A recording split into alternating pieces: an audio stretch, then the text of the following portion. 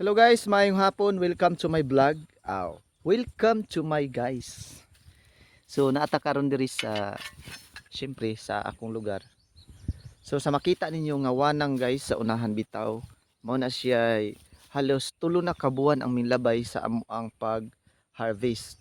So damay tanan. Damay tanan mga ka-farm. Pati akong area kining sa likod ana diri makita ninyo guys. Ana din kani mao ni akong area kana siya diha mo ni area nako paana gikan sa green ana total of 3.4 hectares akong rice. Pero tungod sa grabe nga ilaga bitaw, sa grabe dili gyud nato ma-control ang damage sa ilaga, gamay ra tag abot ang akong 1.5 ming abot ra ko og 22 ka sako. So guys, kutob dito sa makita nato mga almost 4 months na siguro, ay 2 months or 3 months ang nilabay sa gikan sa pag-ani. Halos grabe, wala pa naghikay, wala pa nag land prep para karon sa first cropping of this year ang mga farmer. Kay ngano grabe ka, nahadlok sila nga mas mo grabe pa ang damage sa ilaga karon nga cropping. Unya usapod ni ang hinungdan tungod kay matag usa na mo diri man may deep well or patubig ba gamit ang dikrudo nga water pump. Pero tungod kay wala man tagitabangan sa ulan, makita nato hangin-hangin lang ang palibot. So apektado gyud mi diri di gyud mi diri tanan palibot nga makatanom, makasugod. Kay sumala pa sa ako ang na-interview nga farmer, mas maayo pa igo na lang ta pwede man ta magpatubig pero kato nang naanay standing crop. Pero kung magpatubig man lang galing tao nya ingon ani ka liki, ingon ani ka mala, ingon ani ka uga, so mas maayo pa i-standby na lang pod ang atong area. Kay ngano sa rason no sa iyahang katarungan, ingon siya nga mas madak-an og gasto tungod sa krudo kay starting pa lang nagpatubig na gamit ang water pump. So mas maayo man ang igo na lang kuno ta mag patubig kana na mga 1 to 2 months na ang ato ang tanom. So ingon ana kalisod diri mga ka-farm sa tinuoray lang. So karon nakoy dala bakos og sundang kay mangguna ko dito sa ako ang area nga mubalik ko og garden.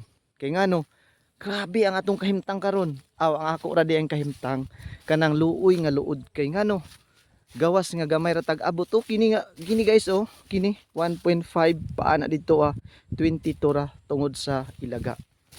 Ana mo nay nahitabo sa ako ang basakan. So sa likod makita nato diri ang kanang rabanahan.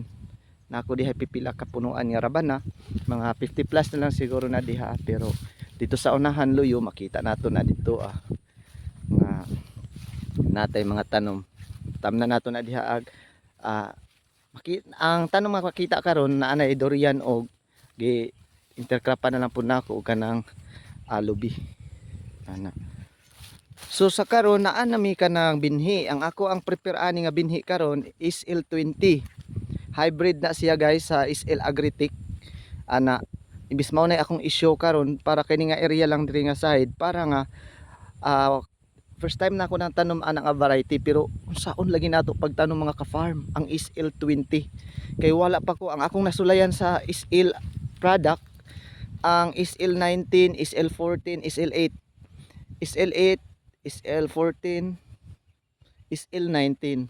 So ang SL20 mao na ako ang susulayan. Pero unsaon taman pagsulay guys nga hastang malaha ang ato ang area diri nga banda. Atong mga lubi pod wala na poy matabang. Kumusta man sa inyong aside diha og asa mo nga farm ug unsa nga prepare nga variety sa humay ang inyong ginatanom? Mga ka-agree, kumusta na? Dagko ba mo abot sa last cropping, sa second cropping of 2025? Kay ako gamay ra jud akong abot sa 3.4. Og ayaw pud mo kalimot nga ipa-insure sa crop insurance ang inyong humay.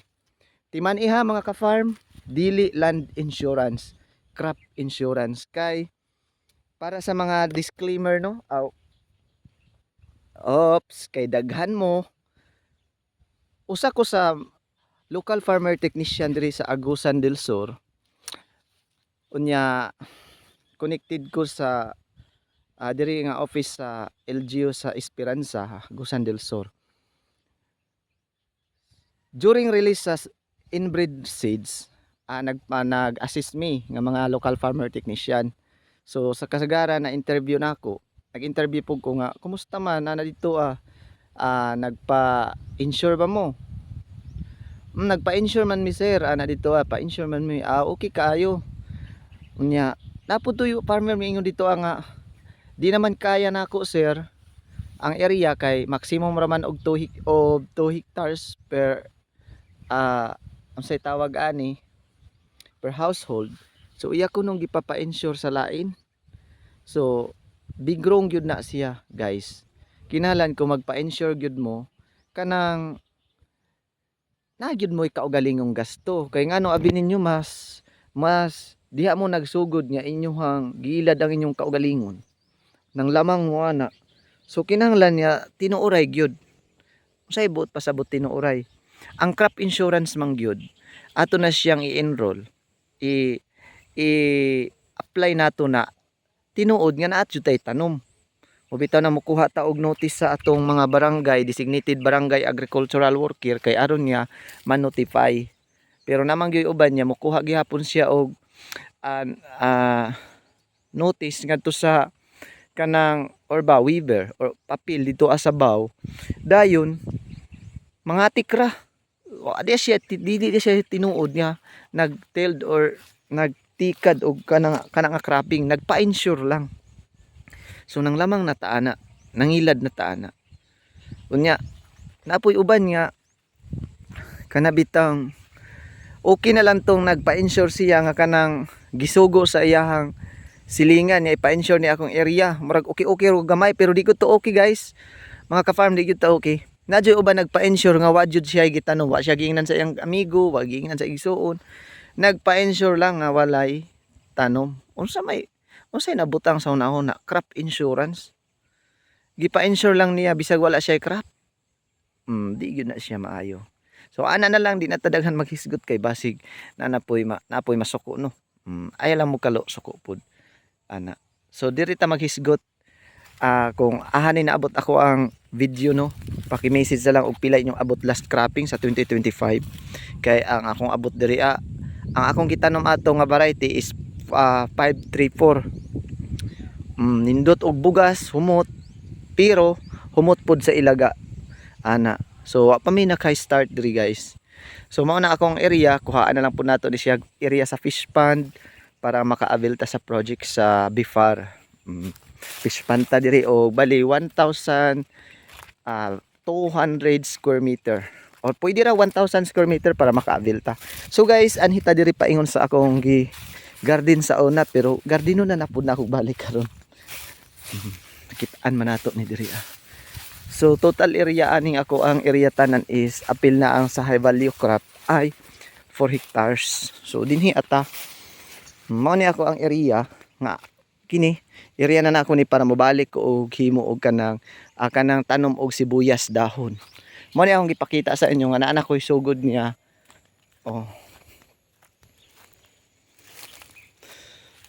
Gamay pa lang guys, 1 year na baya na. Huwaw mangud sa amo, kinahanglan siya bisbis. Unya, ang distansya aning basi mangutana mo ang distansya aning between hills guys, 10 meters. So sa pinaka center, murag Queen Kang's method bitaw guys. Sa pinaka center diri na lang pud na ako gitbutang sa pinaka center ang lubi. So mao na makita ta diri ato ay lubi sa unahan, center to dito, kini pud niya lubi, unya na po diri ang lubi Ana.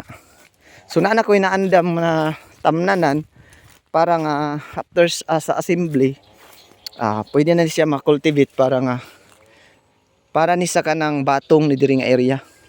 Dito pod sa ako ang igagaw mao nga tanom mais.